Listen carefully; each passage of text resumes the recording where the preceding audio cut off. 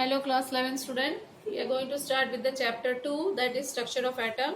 I think you have completed chapter 1, that is some basic concepts of chemistry given by Shraddha madam. So now we are going to start with the chapter 2, that is structure of atom. Now this word structure of atom is not new for you people. Already you have studied it from class 9th onward.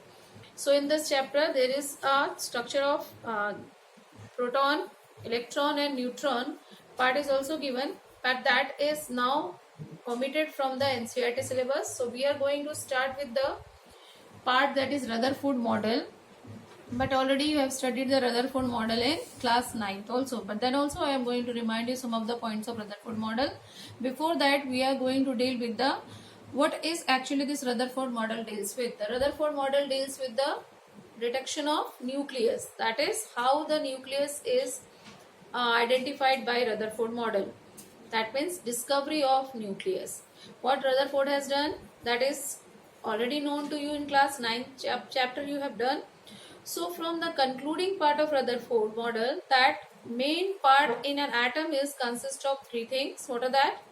Electron, proton and neutron. In that, electron revolves around the nucleus and nucleus is present in the center of an atom, which consists of mainly a very strong positively charged particles.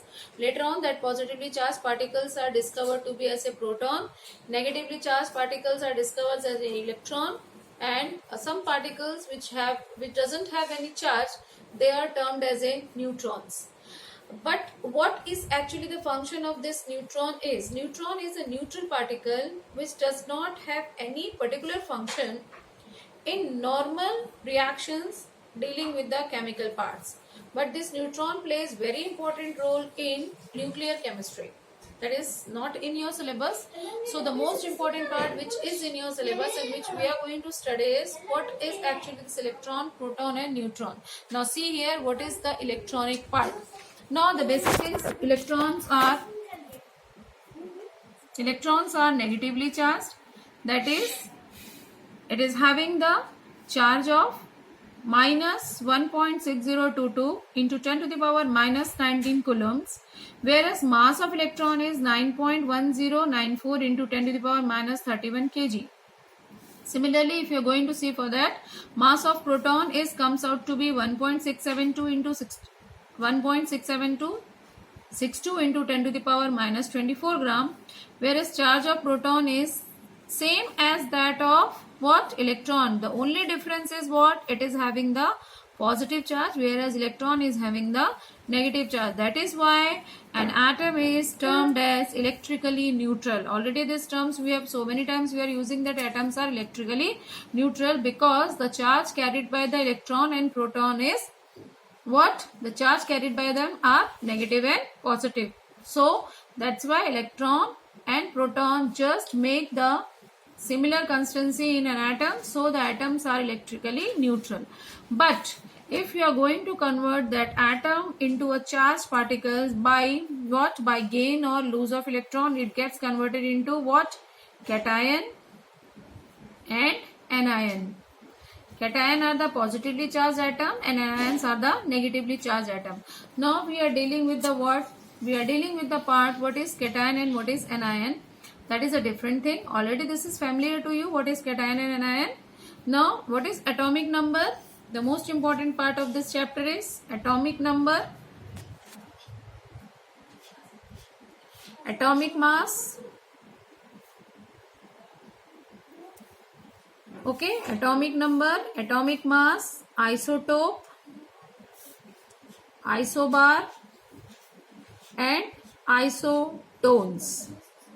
See, in the first chapter you have already learned what is atomic number, what is atomic mass, and now this particular term isotope, isobar and isotones may be a little bit difficult for you.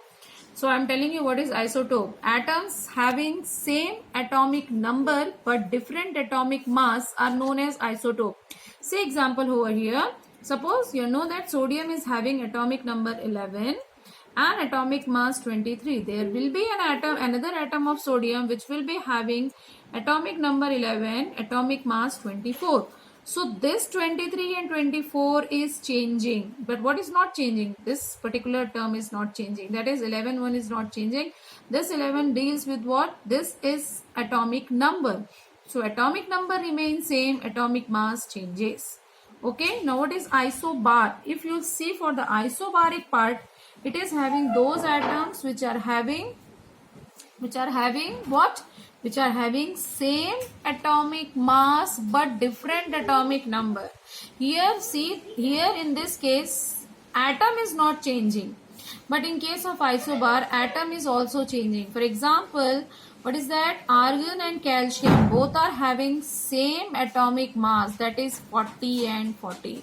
But they are having atomic number different. Calcium is having atomic number 20, whereas argon is having atomic number 18. So this particular part is same in this case. What is changing? Total atom is changing, wherein isotope atom is not changing. Only the numbers are changing. Why these numbers are changing? What is this atomic number deals? Atomic number tells about that atoms are having what?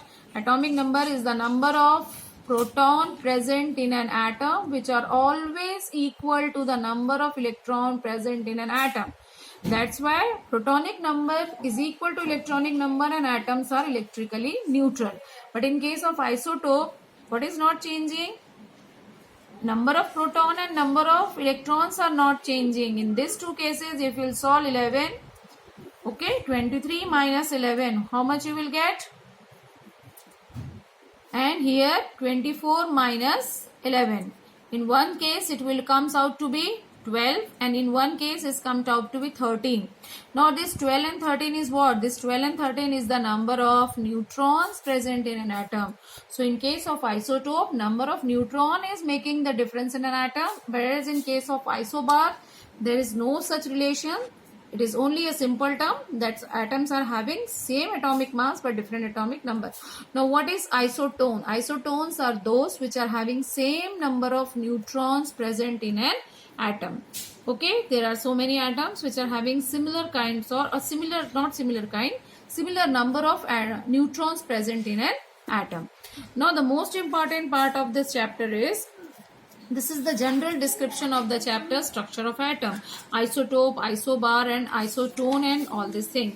So now next part of the chapter, which is the main part for the class 11 student meant for, is the atomic radiations, atomic spectra, light and all that. But before starting with the atomic radiations, atomic light and all that part, now tell me what is light actually. What is light? If anybody asks you what is light, light definitely we say that it is a source of energy. Okay, light is a form of energy that travels in two different forms. There are so many scientists which have given different theories for light. There are so many scientists which have given the different theories for the light.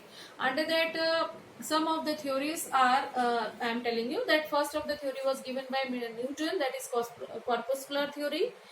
Then wave theory, and then Schrödinger wave theories are there. Then Planck's theory. So many theories were given for the study of light. Okay, but the most important theory which was given for the light was dealing with the light, that it is a packet of energy, that was given by Planck's. So what is Planck's theory and what is Newton's theory and what is Schrödinger theory, we are going to study in this chapter in simple ways, not in very difficult part. Later on, we will discuss what are the different parts of the other structures of this particular chapters. Now, when you are going to study for the structure of an atom, the most important thing comes out to be, after the Rutherford experiment, the given topic doesn't explain the complete stability of an atom. Now, what the Rutherford has given, that atom has Rutherford told that atom is a neutral part of any existing matter which is having electron, proton and neutron. Okay.